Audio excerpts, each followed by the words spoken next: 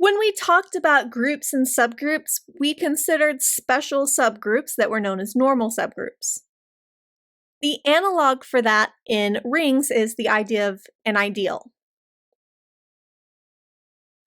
In order to define an ideal, let's start by letting A be a ring and B be a non-empty subset.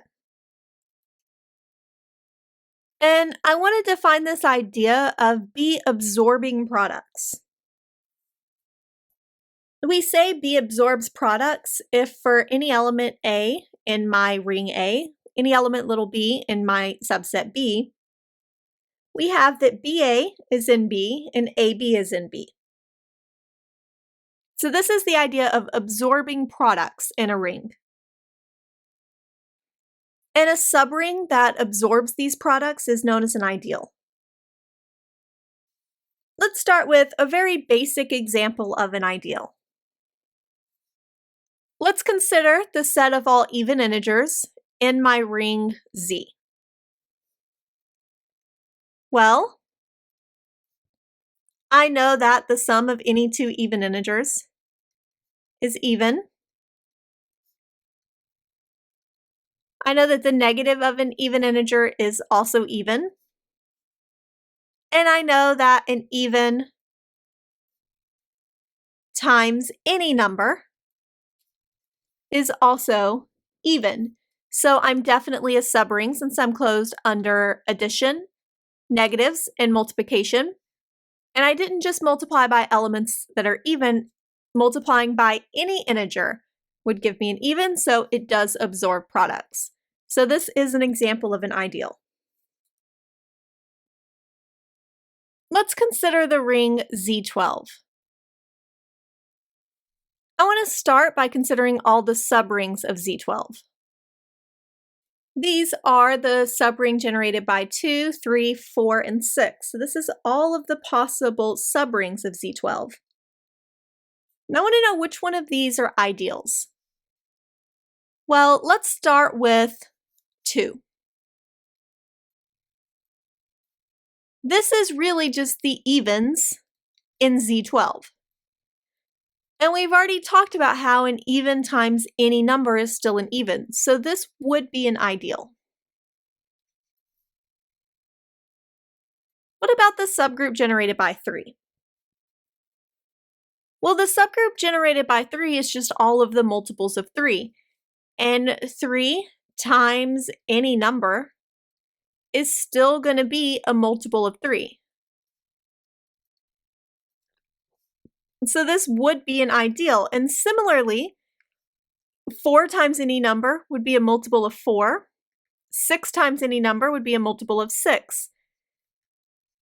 So in this case, all of these are ideals. Now let's consider the ring Z3 cross Z3. I want to give an example of a subring that is not an ideal. In this case, let's consider the subring consisting of 0, 0,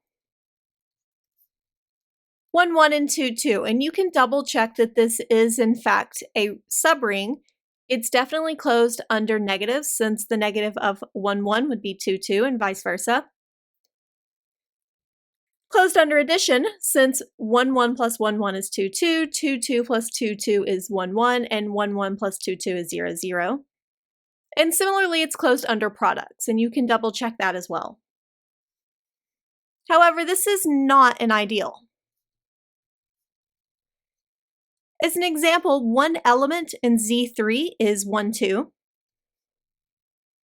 And if I multiply that by an element in this subring, like 1, 1, I would get 1, 2, which is not in this subring. So this would be an example of something that is not an ideal. Next, I want to consider the ring Z cross Z. And I'm going to look at several subrings and see if they are actually ideals. First, the subring of n comma n, where n is an integer. And this would be not an ideal for the similar reason that I did in my last example. One element of nn is 1, 1. One element of z cross z would be 1, 2, and when I multiply those, I get 1, 2, which is no longer in this subring. So this would not be an ideal. The set of 5n comma 0 such that n is an integer, this would be an ideal. It doesn't matter what element I have of this group, any other element in z cross z would give me 5 times nx comma 0. So it's still 5 times an integer comma 0. So this is an ideal. Next, let's consider the set of all n comma m where n plus m is even. So if n plus m is even, then either both of these numbers are odd or both are even. And this is not going to be an ideal.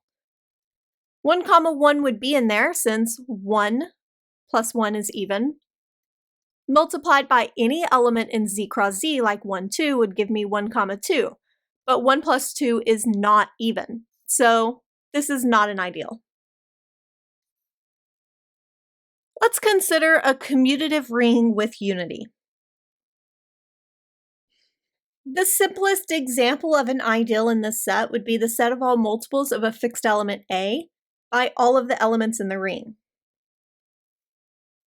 In other words, we're looking at all the elements XA, where A is fixed, and X is going to range over all of the elements in the ring.